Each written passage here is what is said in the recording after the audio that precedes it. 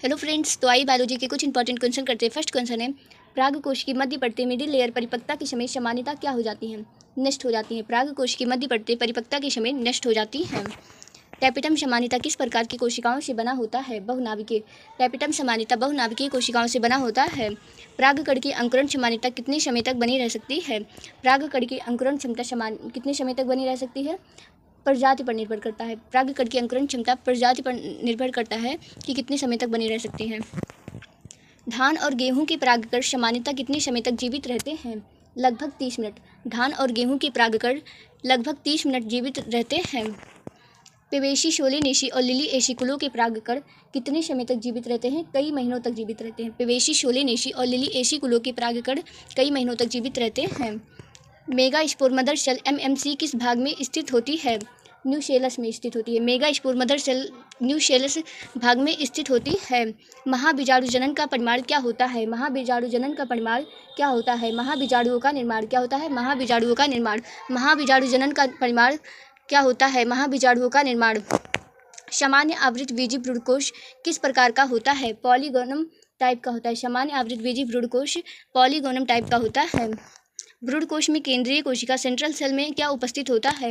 द्वितीयक केंद्रक उपस्थित होता है। भ्रूणकोश में केंद्रीय कोशिका में क्या उपस्थित होता है? द्वितीयक केंद्रक उपस्थित होता है। द्वितीयक केंद्रक का निर्माण किससे होता है? दो ध्रुवीय नाभिकों के संलयन से होता है।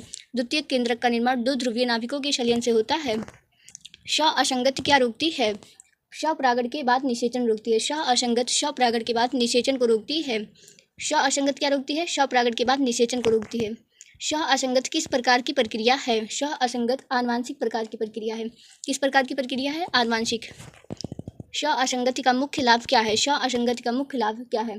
पर परागण को बढ़ावा देना। असंगति का मुख्य लाभ पर परागण को बढ़ावा देना है। पराग स्त्रीकेसर अंतःक्रिया कब शुरू होती है? पराग स्त्रीकेसर अंतःक्रिया कब शुरू होती है? परागकण के वर्तिकाग्र पर पहुंचने पर। पराग स्त्रीकेसर अंतःक्रिया कब शुरू होती है? परागकण के वर्तिकाग्र पर पहुंचने पर। यदि परागकण उपयुक्त हो तो वर्तिकाग्र क्या करता है? अंकुरण को प्रोत्साहित करता है। यदि परागकण उपयुक्त हो तो वर्तिकाग्र अंकुरण को प्रोत्साहित करता है। परागनलिका भ्रूणकोश में प्रवेश करने के बाद सामान्यतः किस शाक्रिया में प्रवेश करती हैं?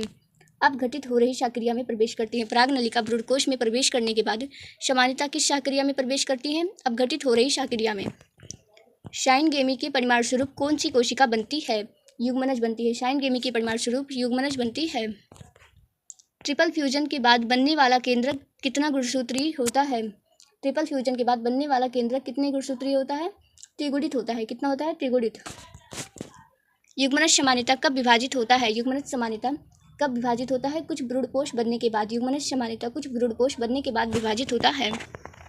द्विबीजपत्री भ्रूण में भ्रूणीय अक्ष का ऊपरी भाग क्या कहलाता है? द्विबीजपत्री भ्रूण में भ्रूणीय अक्ष का ऊपरी भाग क्या कहलाता है? एपिकार्टिल कहलाता है। क्या कहलाता है? एपिकार्टिल कहलाता है। भ्रूणीय अक्ष का निचला भाग क्या कहलाता है? भ्रूणीय अक्ष का निचला भाग क्या कहलाता है? हाइपोकार्टिल कहलाता है। भ्रूणीय अक्ष का निचला भाग हाइपोकार्टिल कहलाता है। लुम्यूल किसमें विकसित होता है? प्रोह तंत्र में विकसित होता है। किसमें विकसित होता है? प्रोह तंत्र में। रेडिकल किसमें विकसित होता है? रेडिकल किसमें विकसित होता है? प्राथमिक जड़ में। रेडिकल प्राथमिक जड़ में विकसित होता है। एल्यूमिनस बीजों में भोजन मुख्यतः कहाँ संचित होता है? एंडोस्पर्म में। किसमें होता है? एंडोस्पर्म में। नॉन एल्यूमिनस बीज का उदाहरण कौन सा है? मटर है। नॉन एल्यूमिनस बीज का उदाहरण मटर है। एल्यूमिनस बीज का उदाहरण कौन सा है? मक्का है। क्या है? मक्का। एल्यूमिनस बीज का उदाहरण मक्का है। क्या है? मक्का। काली मिर्च और चुकंदर के अवशिष्ट न्यूसेलस को क्या कहते हैं? काली मिर्च और चुकंदर में अवशिष्ट न्यूसेलस को क्या कहते हैं? पेरिस्पर्म कहते हैं। क्या कहते हैं? पेरिस्पर्म कहते हैं। पेरिस्पर्म किसका अवशेष होता है? न्यूसेलस का। पेरिस्पर्म न्यूसेलस का अवशेष होता है। बीज प्रसार से पौधों को क्या लाभ मिलता है?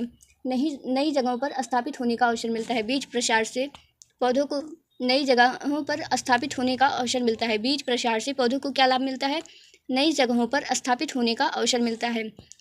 नई जगहों पर स्थापित होने का अवसर मिलता है। अध्याय 2 के अनुसार आवृत बीजों में सबसे महत्वपूर्ण पोषण ऊतक कौन सा है? एंडोस्पर्म है। क्या है? एंडोस्पर्म। अध्याय 2 के अनुसार आवृत बीजों में सबसे महत्वपूर्ण पोषण ऊतक एंडोस्पर्म है। Thanks for watching. ऐसे वीडियो के लिए चैनल को सब्सक्राइब करें। वीडियो कैसा लगा कमेंट में जरूर बताएं। वीडियो को लाइक और शेयर करना मत भूलना। Thank you.